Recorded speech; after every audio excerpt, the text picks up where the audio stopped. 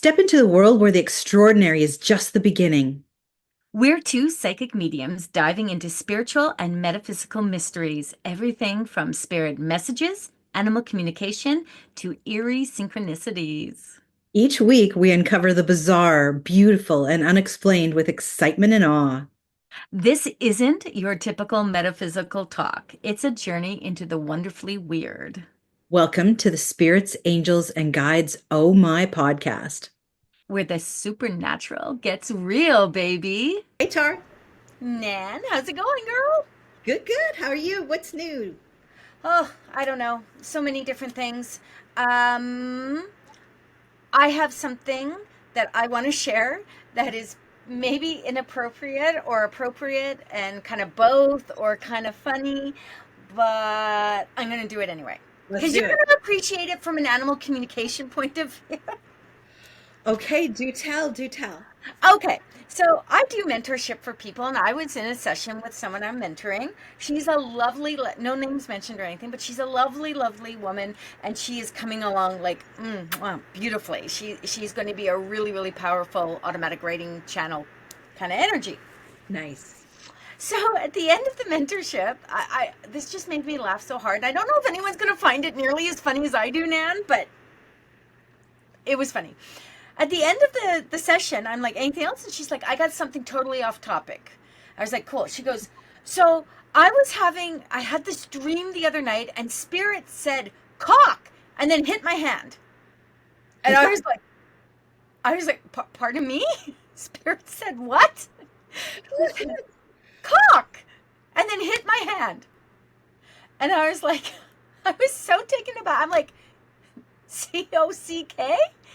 And she didn't really answer me, but she kept talking. And I was like, oh, okay, hang on here. She goes, well, do you know what it means? And I said, well, first of all, the slap on the hand that woke you up was likely not a physical slap on the hand. Right. It was something to jolt you awake so that you would remember what you were dreaming. I immediately went back to like being 12 years old and totally embarrassed, right? When she said, I was like, cock? Did she really just say cock to me? And so anyway, she's going on and on. I'm like, okay, well, give me a second here. I said, I don't do dream analysis very much, but there are things that can come through. I said, well, what's another word for cock? And I'm like, rooster, right? Yeah. Please tell me I'm right. Yeah. Yeah. Okay. So I get out my spirit animal book to see what the message is for rooster. And so I'm looking at it and I'm like, okay, well, spirit comes in weird ways and who knows? But I read the message to her and I'm like, oh, that message makes absolute sense for where you are right now in this journey. And she's like, it does. She says, but what does cook mean? And I'm like, what? And she goes, cook. I said, are you saying see? Oh, okay. And she's like, yes. I said, cooking stew? She's like, yes. And I thought to myself, I said, you didn't say cock? And she's like, what? And I'm like, oh my God. I'm like, so I've got this rooster in my, in the book in my hand, and I'm looking at her and I'm like, well, I'm not going to lie. Cook makes sense too, because she was asking she wanted to try some different modalities. Right. So she was putting all these things so I'm like, you really didn't say cock? And she's like, are you saying cock? And I'm like, I'm saying cock. Because I spelled it for you.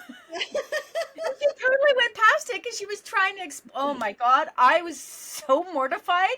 I was laughing so hard. And it's not, the word doesn't actually bother me. I mean, I was stunned when she said it, especially because it's not a word I would see coming out of her mouth. Like, I could see the word cock coming out of your mouth. And sorry if I'm offending anyone, here. But honestly, I could see that coming out of your mouth. This, we should have done a disclaimer or something at the beginning of this.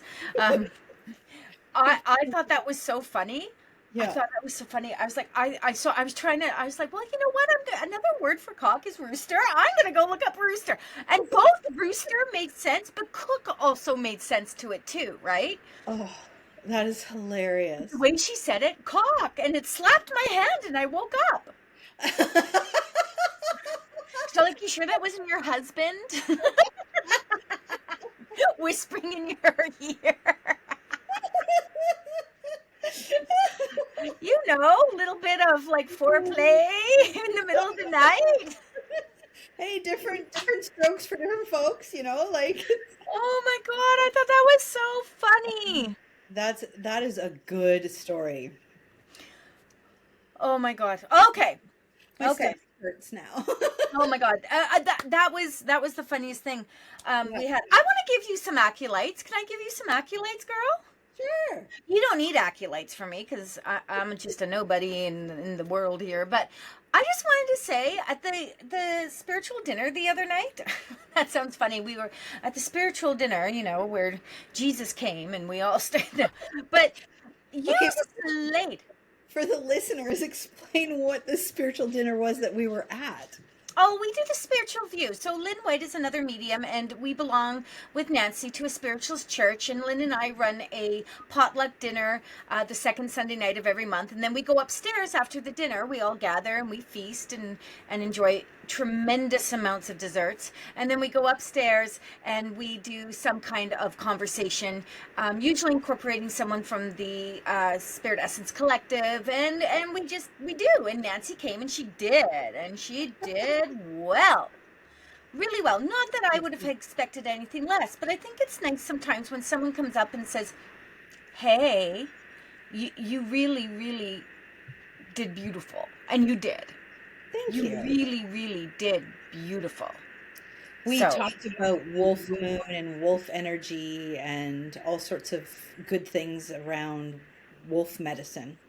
And it's my jam. It's my thing. You put me on talking about animals, and I can go on for hours. I know, which was cool because you did this thing that I don't think I've ever seen you do before. To be honest with you, you Oh, did okay. this thing where you were like, "Hey, I'd give a message," and you'd be like, "And you need owl medicine, owl wisdom is coming through Yeah, for you," and you were just like banging them off, yeah. and It I flows was like, so beautifully. I think we should actually do that at one point. Do tandem messages because it just serendipitously fell together that way. Like so, Tara would give a message from a loved one or from guidance perspective, and then I would bring in a spirit animal to work with and accentuate the work that Tara had suggested or the message that she had delivered. It actually worked out really cool. "Do you know what? We should do that for one of the nights on. We'll do it on a Zoom or something, and we'll just host it. That would be a really fun night. Come get messages from Tara and Nan, Yeah, collaborated messages. I think that would be really, really fun. I do too. Woohoo, let's do Yeah. it. Let's do it. Let's do it, baby. Okay.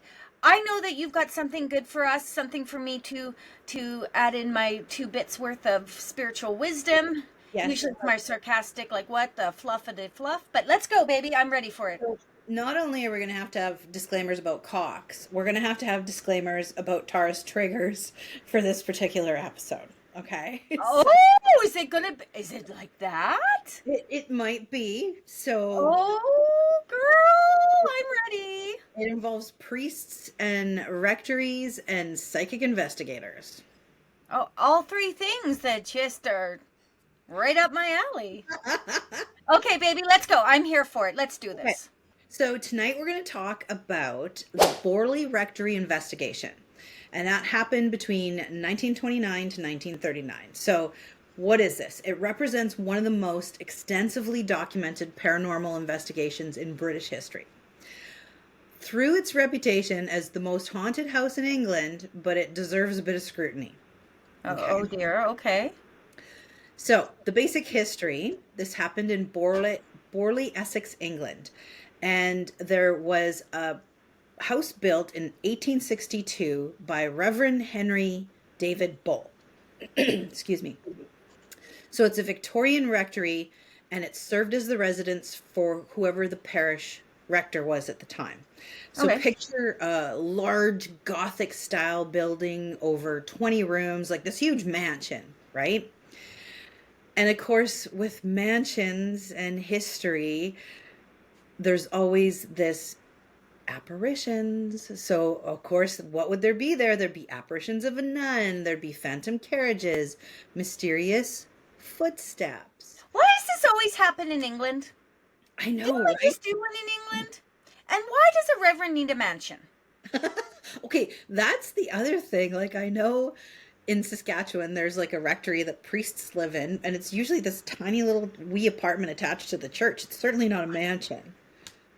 I think that there's something wrong here. But okay, okay. So the Reverend Boo built himself a mansion, and now we've got apparitions. Yes. Okay, so and it's an underlying sort of tone, right, about the apparitions. So he was there, occupied it until 1892. His son became a reverend, and he was there till 1927 in his death. And then the Reverend Guy Eric Smith took over. The And Reverend Guy, the the Reverend, Reverend Guy, Eric and Smith. so, Okay, Eric, you couldn't have a more generic name than that, but yeah, so Guy Eric Smith and his wife take over, and who do they contact but Harry Price, investigator, through the Daily Mirror newspaper, and it's like a tabloid type of newspaper, I guess, over there. And so later, I think this is where a lot of the claims are starting to come that maybe some stuff has been embellished by Price and the Smiths, um, like reports of the Reverend Smith's wife finding a human skull wrapped in a paper, but none of this can be verified. Okay. oh, okay. Stop for just a second.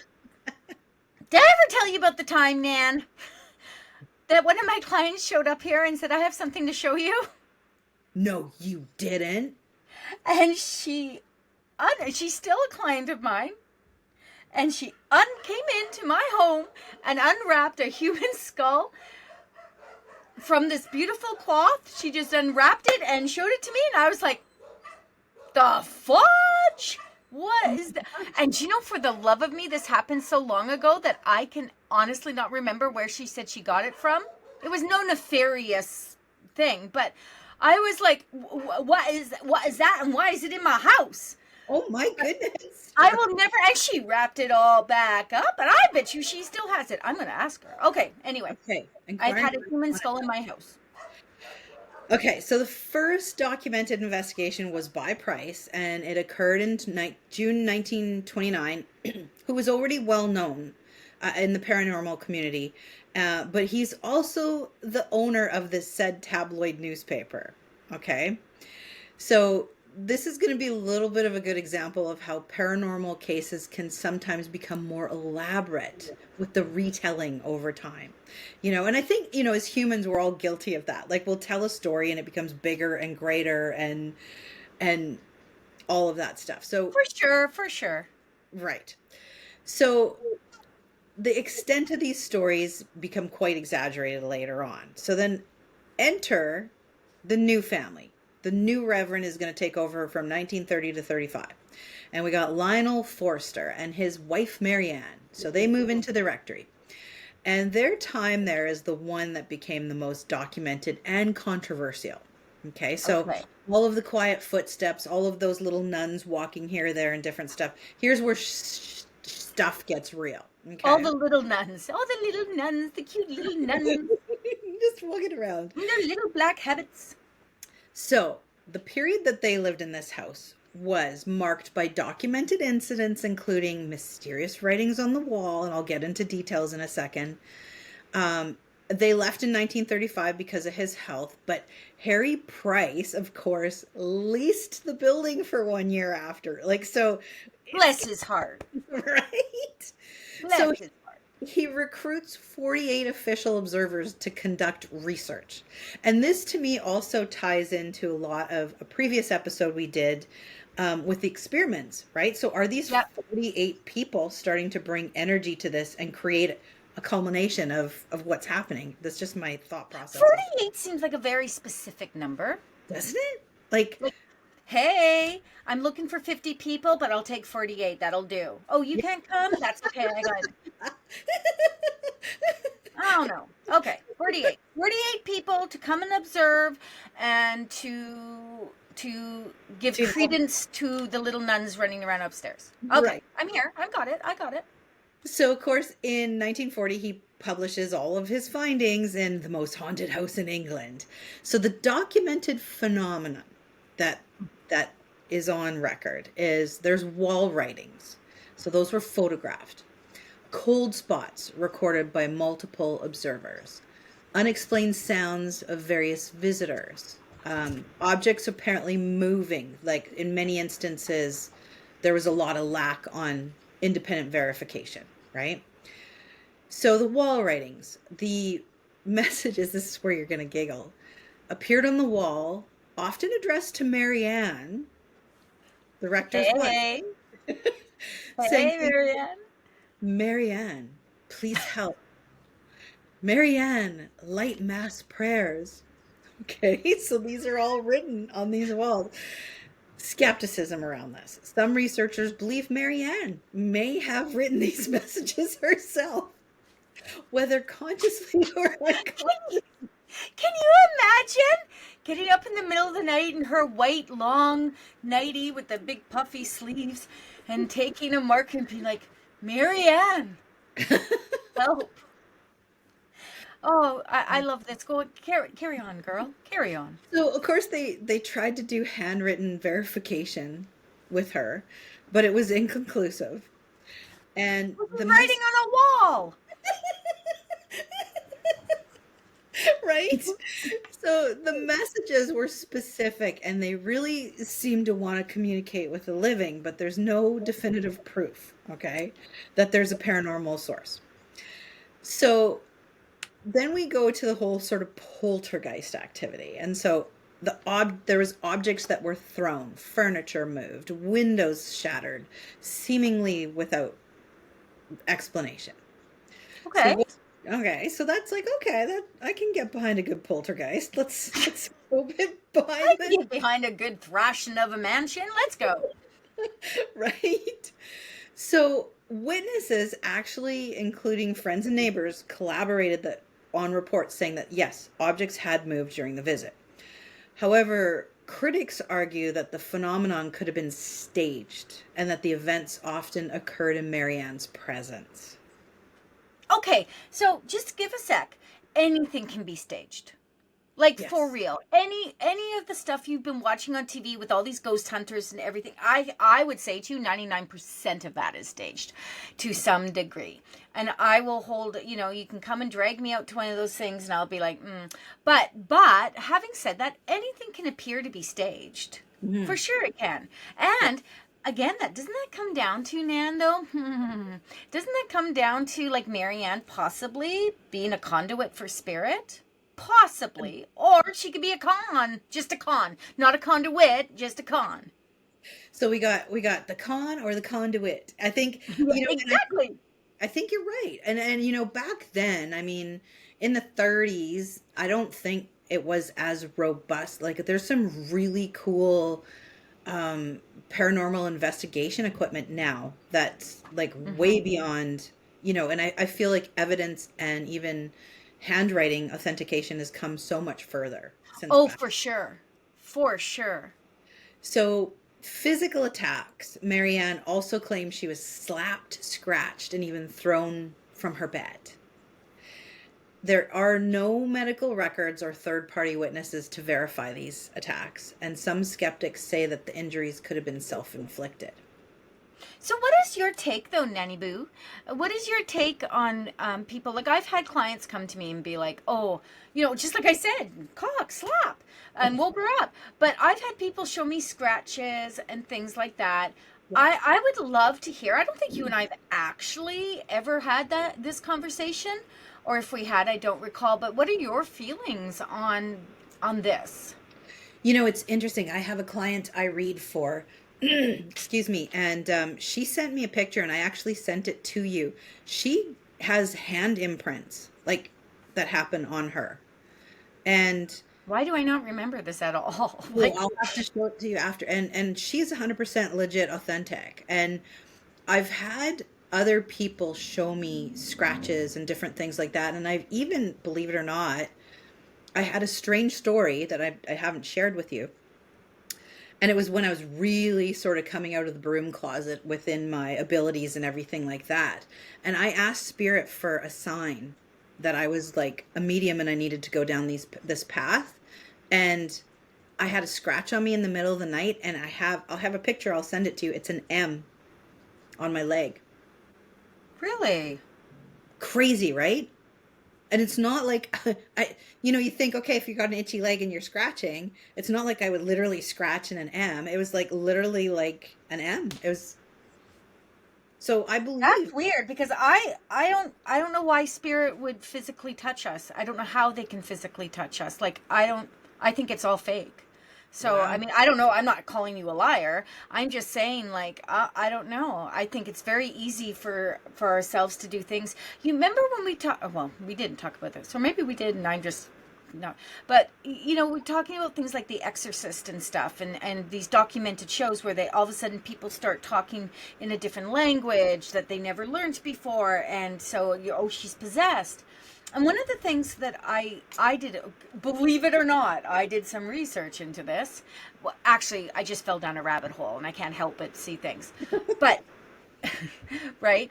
But literally, one of the things they talked about is how we don't use not like I think we only use like 9% of our brain, and so we have this capacity within ourselves to do all sorts of things, like levitate and speak a different language we've never really learned, and all these things. But I also feel like a lot of that has to do with maybe a past life. You spoke this language in a past life, and you've triggered something that brings it back. But I don't get why spirit would come through and do anything to like harm someone. I don't know if it's even necessarily like a harm thing as much as an attention thing. And for me, I've deep dove, me, on the whole research thing. And I think we talked about this in a previous podcast, and there was like a whole experiment during the war about people who could bend spoons with their mind, right? Yeah. And so it's not, it doesn't get past me on the fact that, well, why wouldn't spirit, like if you're a physical medium, why would you not be able to pick up on someone touching you? Or if you invited in like I did to give me a sign that I got this M. Now, granted, my client did not ask for a handprint, but other people I've talked to have had some crazy cool physical experiences. Yeah, I don't know. I've always felt that spirit, if it's going to come through for you, why would it come through in some, I guess some people need it to be that physical, Mhm. right? Um, but I also think that spirit could very well have made you put an M on yourself with a sign, as opposed to spirit. How is spirit coming through? Like, what is the energy that would come through and make that M? Like, what would that be? That would be likely your hand. I mean, handprints, I don't know. I don't get it. I don't get it. That's what I should say. I'm not going to say I don't buy it. I'm going to say I Yeah. don't get it. Well, and I do believe that spirit would never hurt us or harm us. So I definitely believe that. And I definitely um, Because believe. if spirit's going to go as far as leaving a handprint on you, then why wouldn't they just, like, throw you into a wall to get your attention if you're not paying attention? Like, do you see what I'm saying? Now we're back at the television investigators and the Zach Bagans and people like that Well, you know don't say his name, then he'll follow me on Instagram again, and all sorts of things will happen. but I think, at the end of the day, there's not enough known. I'd love to see more research around it. If a spirit, can roll a ball, if they can move physical objects, who's to say they can't touch you? Yeah. Oh, we just deep dove there. Okay, so whoever's listening, we want your stories, we want your feedback. We got some little bits of I want to say one more thing, though, and I think it's really important. mhm. I don't discount anything, but I also feel that that is not spirit's number one way of communicating with people or getting people's attention. And so it is very important for people to know that this is not normal. Spirit does not come in and write M's on people or handprints on people or slap or scratch or do anything like that. They Yes. do not need your attention that badly. No. So there has been loads and loads and loads of documented people who claim things that have happened that didn't happen and use physical things and say spirit did it. So we have to be very careful. Yes. And I mean, yeah, we're opening a bit of a can of worms here for sure. And like, and by all means, we're not we don't want to do any fear mongering with people. Like, I think when, I don't know if you can speak to this, Tara, but when people first come to me and they're wanting to do development work, I'm always like, you are energetically in charge of this. Spirit is not in charge. And if it's uncomfortable and it doesn't feel right, you tell spirit to back up and back off until you're ready with the communication. This is like, I'm talking very beginner people who are opening up, and it's scary at times when they hear messages or see things, and they just need to learn it's not. And so this is a very, very, very rare occurrence, and I feel that it happens more often than not in seances, you know, um, places like that. But yeah, be mindful. Be mindful. Yeah, and physical mediumship is actually very, very different than conscious mediumship or even trance mediumship. So Yeah. physical mediumship, to actually have physical mediumship, can take a physical medium like years to Hmm. develop. You can sit in circles for a year, once a week for 2 hours in silence and have absolutely nothing happen. So there's a lot, and maybe we'll go down the physical mediumship road sometime and discuss that a little bit further. Yeah. Yeah. And But I'd not be tonight, because we have a reverend and Marianne is marking herself up here. So let's go. okay. So, mysterious sounds, unexplained knocking, footsteps, ringing bells, also independent visitors and Harry Price observers confirmed hearing strange noises, bells in the rectory when there was absolutely no bells, discontinued wires, ruling out accidental ringing. So there is some physical evidence around that, and documented evidence. Now, Marianne claimed to have seen shadowy figures and a ghostly nun, particularly on the rectory grounds. And the verification came while sightings were reported. There was really no physical evidence or apparitions that were ever captured, whether it be by photography or any of that stuff.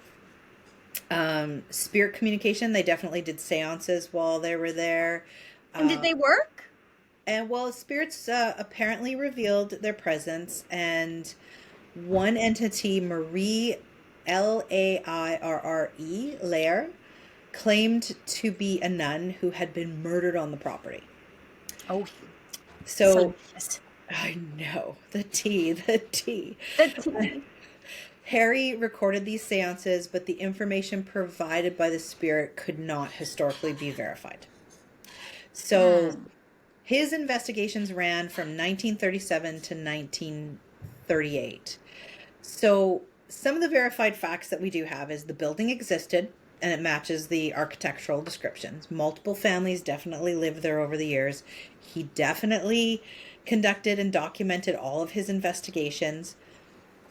The rectory burned down though in 1939, and then the building was ultimately demolished in 1944. So Oh, that's kind of too bad. yeah, so it's kind of so some of the contemporary investigations after the Society for Physical Research (SPR) investigated Price's claims. Trevor Hall, Eric Dingwall, and Kathleen Goldney published critical analysis of his investigation in Go Dingwall. 19 Go Dingwall. And then after all of that hardcore investigation, several witnesses recanted or modified their statements. Of course they did. Who by good chance did that? Yeah, so the growing interest in spiritualism was really intense around that time in the 30s and 40s, right? Yeah. And so they didn't really have the systematic paranormal investigation methods that we have today. And then, of course, there was the same thing we deal with today, which was media influence. So, did the story get personified and the case's popularity over time? Was the story made bigger and bigger and bigger, right? That personification. So, So go what ahead. happened? Who decanted? Or recanted? I don't know what decanted is, but who recanted? Let me go a little bit deeper and see if I have that in my notes here. Oh my So, goodness. Who told lies? Marianne did. Oh my God. Yeah. Imagine that. Did she She say what she lied about? Yes, so she confessed to fabricating some of the phenomenon, including the poltergeist activity, to cover up personal matters, uh, air quotes, an alleged affair she's having, to distract her from her unhappiness in the marriage. Oh dear. Yes. Oh dear. So, some of the other witnesses, and they don't name names here, also brought to light they were had suspicions around Marianne and the authenticity about what she was saying. And So, once someone says, I lied about this, mhm. she ain't no longer telling the truth about anything. And it's hard to take any of it. Like, so even if we go back to the beginning of this podcast and she was a gifted person who was able to connect, she's not going to be taken on any level of authentic now No, because where she did lie. exactly. And here's the thing. There is very likely to be a ton of spirit on that property regardless. Like, Yes. let's be honest. I'm sure there was little nuns running around and all sorts of stuff. I mean, because lots of property, like my house was built in 1943. The man who built it, I still have the railings he built in the torture chamber in the back of my backyard. Story for another time. But I still have that. Like, and he, for the longest time, I haven't seen him in, I would say, to a good over 10 years now. But he would come up and down my stairs. All three kids, well, Izzy's not my child, but she's like my child. All three of the kids saw him, felt him, because he's part of the house. He's part of the so most houses, my point being with all of that, as I sit there with my mouth going, Mama, the whole point of that was literally to say that almost every piece of land, every house has something around it. I'm not going to say attached to it, because there's going to be houses that you won't feel a single solitary thing. Doesn't mean that there isn't spiritual energy or on the land or anything like that. So, I mean, I truly probably would say to you, I truly would probably, how am I talking? What kind of talking is this? This is spirit playing with me because I said there wasn't an M on Nancy's leg. Now they're making me pay for it. But what I'm trying to accomplish in this conversation is this: all space is likely to have something on it, some spirit that likes to visit, or some energy that is, like I said, the ghost energy, where it's just I can't remember the word now because I'm so hyper focused on an M on your leg. Help me, woman. It What could is be it? Residual Yeah. residual energy, right? So what's happened, I would bet $1,000,000, because I can't even talk anymore, is that Marianne just fabricated until she was blue in the face and used it for her own Yeah. dirty business. Marianne, Definitely sounds that way, the doesn't it? nuns are not happy. I will dig up the picture of my leg so we can put it on the Yes. Instagram account, so people can see that, and I'll get permission from my client to see if we can put the picture of the hand on her leg as well, because it's crazy. Um, I should just keep my mouth shut, because I'm the one that talks about fairies and all those sorts of things and seeing nature spirits in trees and whatever. And Lynn White has a picture of that nature spirit that just came poof right at us. So I should just keep my mouth shut. I mean, I just don't understand why spirit would want to, and I guess it didn't hurt you, no. but harm anyone or startle them so badly that they have to call me up and be like, hey, you need to come over and cleanse my house. Like, I don't get that. Well, Now, I do know that people are afraid. Sorry, Nan. People get afraid. What they don't understand, what they don't yes, know, brings fear. I do understand that portion of it, but why spirit would want to do that, I just don't get. We should do a seance. yeah. And the thing is, sometimes it's just not for us to get. And I wasn't harmed in it, and my client wasn't harmed. But it, like you said, there's so many things out there that are magical, and all these things that we believe in. I don't know. I don't think we need to understand some things, and if there's no harm, then that's okay. And keep in mind, I did ask for for a Yeah, physical. you did ask for it. So, but again, I just don't understand how. Yeah, I don't know. But then I don't get the whole plasm coming out of people's ears and nose and all that stuff either. And So, there's but, another physical thing. Yeah. Yeah. right? So, So, in closing, Harry Price's role, basically, he was a known showman in paranormal circles. The story was amplified in his writings. He made a bigger mystique around what was going on. And critics have argued over time that he may have exaggerated or sensationalized events just to boost his reputation. I can see that. Yeah. I can see that. I mean, I've seen people do that locally. Mm-hmm. Right? Yeah. Where they've made something out. I will never forget the guy who showed up at an event talking about the gargoyles at the house and the whatever. And I was like, oh, sweet goddess. And then he's like, I'll show proof. And he puts up this thing and he shows an actual picture of like a cement gargoyle. And I was like, what the fluff? So people do weird things, maybe with the best of intentions, maybe not. We're only human. Spirits having a human experience, but sometimes we really show that humanness. Woo! Woo! And on that note, let the crazy comments... Anne's going to show up to the next one with a big M on her forehead. Medium. Oh, I'm waiting for Lord Voldemort, if you're listening, to really wade in on the M on my leg. But I can tell you I didn't scratch it there. Please, Lord Voldemort, come to our tiny podcast. Hey, Yeah. Lord Voldemort, you still hadn't told us if you had a session with Cheryl and how it went. Yeah, we're waiting on that. We want to know. Inquiring minds want to know. Maybe. And on that note, thank you, Tara. Thank you, Nan. It's been a good one. Oh, my goodness. Okay, I have to go have a drink. Okay, bye now. Bye. Thanks for joining us on this journey into the wonderfully weird and metaphysical. If you loved what you heard, don't forget to follow us for more insights and behind-the-scenes fun. You can find me in all my social media platforms, Spirit Essence by Tara Diana. Let's connect and keep this conversation going, baby. And I'm over at Nancy Christine Brady. Drop by, say hi, and share your supernatural stories with us. Be sure to like, share, and subscribe so you never miss an episode. And for sure, check out our Instagram at Spirits, Angels, Guides. And don't forget to like. Until next time, stay curious, shine brightly, and keep exploring the extraordinary. See you soon on Spirits, Angels, and Guides. Oh my. Bye.